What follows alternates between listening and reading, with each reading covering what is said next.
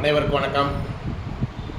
நான் ஜெய்சங்கர், அருப்புக்கோட்டை அண்ணாமலையார் ஜுவல்லர் நிலையத்திலிருந்து உங்கள் ஆஸ்தான ஜுவல்லர், நம்பிக்கை ஜுவல்லர் ரத்னா ஜெய்சங்கர் பேசுகிறேன்.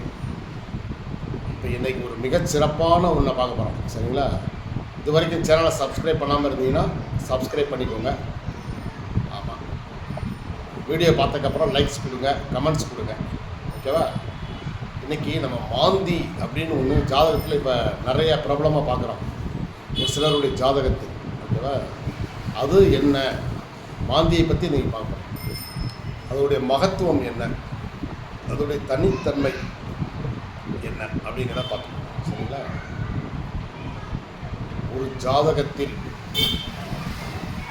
மாந்தி அப்படின்னு குறிப்பிடப்பட்டிருந்தால் அது ஒரு மிகச்சிறந்த ஒரு ஜாதகம். சரிங்களா? மாந்தினா என்ன அப்படின்னா, ஒவ்வொரு இப்போ சூரியனின் மைந்தன் சனி அப்படின்னு நம்ம சொல்ல தெரியும் எல்லாருக்கும். சனியின் மைந்தன் மாந்தி. இப்போ ஒரு வீட்டில் தாத்தா இருக்கார், மகன் இருக்கார், பேரன் இருக்கார். யார் அதிகமான சேட்டை பண்ணுவாங்க சொல்லுங்கள்? பேரன். அப்போ சூரியனின் மகனின் மைந்தன் மாந்தி. ரொம்ப சேட்டைக்காரர் அவர். மாந்தி சேட்டை பண்ணுவோம், யாரும் தடுக்க மாட்டாங்க. நல்லா தெரிஞ்சுக்கோங்க, ஜாதகத்தில் மாந்தி இருந்தால் சரி, இப்போ தடுக்க மாட்டாங்க. ஆனால் அவர் எப்படிப்பட்டவர், நல்லா இருக்கிற ஒருத்தரை தரமட்டமாக்குறதுல வல்லவர், ஒன்றுத்துக்கும் ஆகாதவன், ஒரு உப்புக்கல்லு கூட பெறாதவன்னு சொல்லுவோம் இல்லையா? ஆனால் அவனை தூக்கி கோபுரத்தில் உள்ளே வைப்பார். மாந்தி என்பது சனியின் துணைக்கோள். சனிக்கு எத்தனையோ துணைக்கோள்கள் இருக்குது, ஆனால் மாந்தி தான் பவர்ஃபுல். ஆங்கிலத்தில் டைட்டன் அப்படின்னு மாந்திக்கு ஒரு பேர். டைட்டன் வாட்சின்னு சொல்லி பார்க்குறோம்ல, இப்போ டைட்டன்னா அந்த மாந்தி, புலிகள் அப்படின்றதான். இதுக்கு நிறைய புராண வரலாறுகள்லாம் இருக்குது, அதை நம்ம இன்னொரு நாளைக்கு பார்த்துருவோம். இப்போ நம்ம தமிழ்நாட்டில் இந்த மாந்திக்கு நிறைய ஜாதகங்களில் இப்போ மாந்தியை குறிப்பிடுறாங்க. ஆனால் கேரளாவில் மாந்தி இல்லாத ஜாதகம் இருக்காது. மாந்தியை தான் மெயினாக பிரசன்ன ஜோதிடம் பூராமே மாந்தியை கண்டிப்பாக குறிப்பிட்டிருப்பாங்க. அங்கே மாந்தி இல்லாத ஜாதகம் என்பது எங்கேயுமே எப்பயுமே இருக்காது. கேரளாவில் அவங்க அந்த மாந்திக்கு ரொம்ப முக்கியத்துவம் கொடுக்குறாங்க. சரி, மாந்தியுடைய பவர் என்ன, அதனுடைய தனித்தன்மை என்ன, மகத்துவம் என்ன அப்படின்னா, மாந்தி உங்கள் ஜாதகத்தில் 12 கட்டத்தில் நிற்கிது இல்லையா?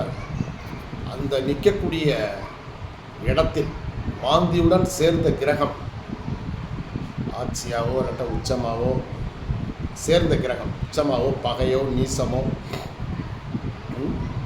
அல்லது வக்கிரமோ அஸ்தமனமோ மாந்தியை எந்த விதத்திலையும் பாதிக்காது.